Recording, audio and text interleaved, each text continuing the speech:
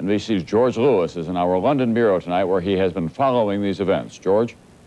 Tom, President Ceaușescu, who's ruled Romania for 24 years, has big problems tonight. The anti-government protests are spreading, the death toll is climbing, and today, when he tried to stage a pro-government rally, it ended in disaster.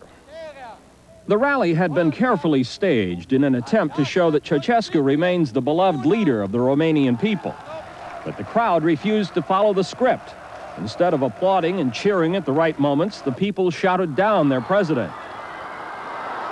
He paused as the crowd yelled, "Down with Ceaușescu!" A nervous security man appeared, apparently advising Ceaușescu to leave the podium. And then the Romanians abruptly pulled the plug on their live TV coverage of the rally.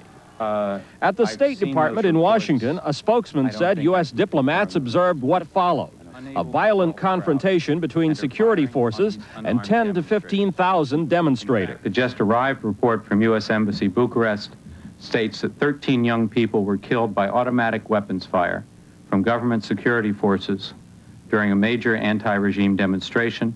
It's hard to know how many people have died since the violence began last weekend because Romania's borders have been closed to outside observers. Some Eastern European news agencies say thousands have been killed. A Polish woman who had just crossed the border into neighboring Hungary offered a dramatic eyewitness account of how troops were firing at the crowds with automatic weapons. Elsewhere in Hungary, people were blowing their horns and flying black flags to protest the bloodshed. Outside the Romanian embassy, other Hungarians were lighting candles to mourn the victims. One Eastern European news agency carried a report today that provided a chilling illustration of how violent the crackdown is getting. It said that soldiers who refused to fire on crowds of protesters had themselves been rounded up and summarily executed. Tom?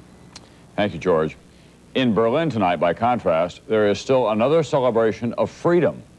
Berliners gathered on both sides of the wall to watch a demolition crew punch through the historic Brandenburg Gate, demolition that began on a smaller scale the night of November 9th.